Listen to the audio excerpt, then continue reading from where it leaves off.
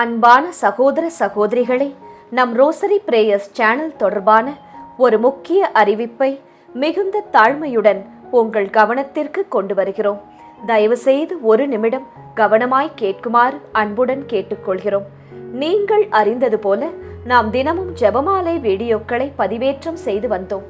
ஆனால் சில தொழில்நுட்ப மற்றும் யூடியூப் விதிமுறைகள் காரணங்களால் இனி அன்றாட முழு ஜெபமாலை வீடியோக்களை பதிவேற்றம் செய்ய இயலாத நிலை ஏற்பட்டுள்ளது என்பதை வருத்தத்துடன் தெரிவித்துக் கொள்கிறோம். ஆயினும் நம் ரோசரி பிரேயர்ஸ் குடும்பத்தாருக்காக 4 தேவ ரகசிய ஜெபமாலைகளையும் தனியாக பதிவேற்றம் செய்யவிருக்கிறோம். இனி அன்றாடம் மாதாவிடம் அந்தந்த நாளுக்கான ஜெபம் பதிவேற்றம் செய்யப்படும். அந்த ஜெபத்தின் முடிவிலும் எண்டு கார்டிலும் ஐ பட்டனிலும் முதல் கமெண்டிலும் அன்றைக்கான ஜெபமாலை வீடியோவிற்கான லிங்க் உங்களுக்கு கொடுக்கப்படும்.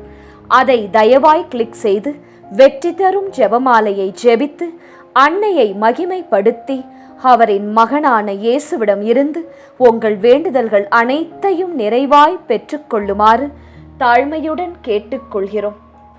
இனிமேல் நம் ரோசரி பிரேயர்ஸ் சேனல் வீடியோக்களை எளிதாக அடையாளம் காணும் வகையில் ஒவ்வொரு வீடியோவின் தம்ப்நெயிலிலும் நம் சேனல் பெயரும் என்னுடைய புகைப்படமும் இடம்பெறும்.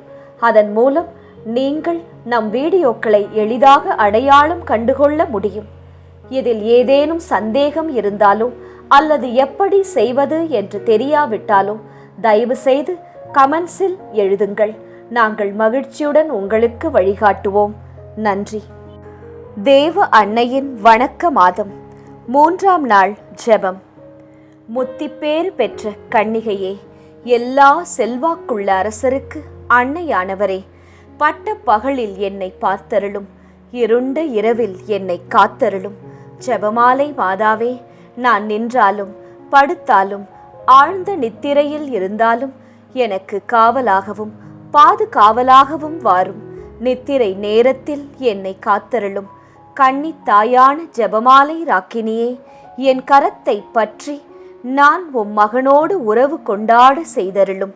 கெட்ட அரூபிகள் என்னை அண்டாதபடி அவர்களுக்கும் எனக்கும் இடையில் அருட்பிரசாத அரசர் நிற்பாராக. பாவிகளுக்கு அடைக்கலமான ஜெபமாலை மாதாவே, எல்லா பாவிகளிலும் கேடு கெட்டவனாகிய என்னிடத்தில் மனதாபத்தை பிறப்பித்தருளும். என் மன்றாட்டை கேட்டருளும். எனக்காக மன்றாடும். நித்திய நாசத்தில் இருந்து என்னை ரட்சியும். இறைவனின் சிம்மாசனத்தை சூழ்ந்திருக்கும் மோட்ச மகிமை சாவின் வேதனைகளில் இருந்து என் ஆத்துமத்தை பிரித்து ஏற்றுக்கொள்வதாக. ஆமேன்.